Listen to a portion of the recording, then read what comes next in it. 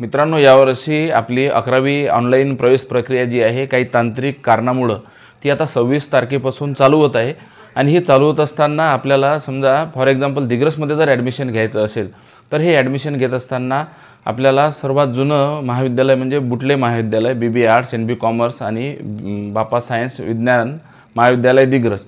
तर यामध्ये आपल्याला तिथे गेल्यानंतर सपोर्टिव्ह स्टॉप पण मिळेल, जो की आपल्याला ॲडमिशनला संदर्भात काही पण आपल्या अडचणी असतील, डॉक्युमेंटच्या संदर्भातल्या अडचणी असेल, मग जसं आपण मागच्या व्हिडिओमध्ये सांगितलं होतं की यामध्ये आपल्याला आधार कार्ड, टीसी आणि मार्क लिस्ट पाहिजे व सोबतच आपल्याला कास्ट सर्टिफिकेट पाहिजे। परंतु कास्ट सर्टिफिकेट सध्या नसलं तरी आपल्या वडिलाचं असलं तरी चालेल।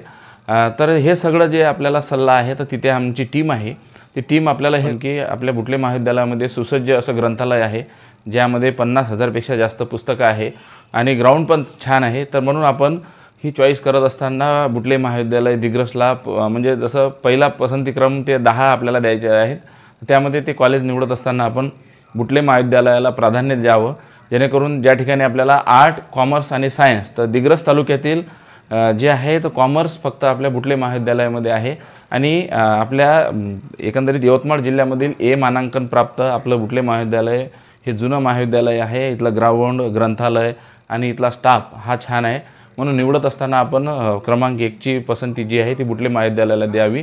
व तिथे तुम्हाला काही जर डॉक्युमेंटरी अडचणी असला तर तिथे आमची मार्गदर्शक टीम तुम्हाला सगळा सपोर्ट करेल। एखादा डॉक्युमेंट आपल्याकडे कमी असला, समजा जसं कास्ट सर्टिफिकेट नसेल तर आपल्या वडिलाचं चालेल आणि तिथे आपल्याला मग एक समजा फॉर्म भरून द्यावा लागेल किंवा हे आपली ज्याला घोषणापत्र म्हणतो आपण की नंतर ते आपण करूया, तर तसंही चालेल।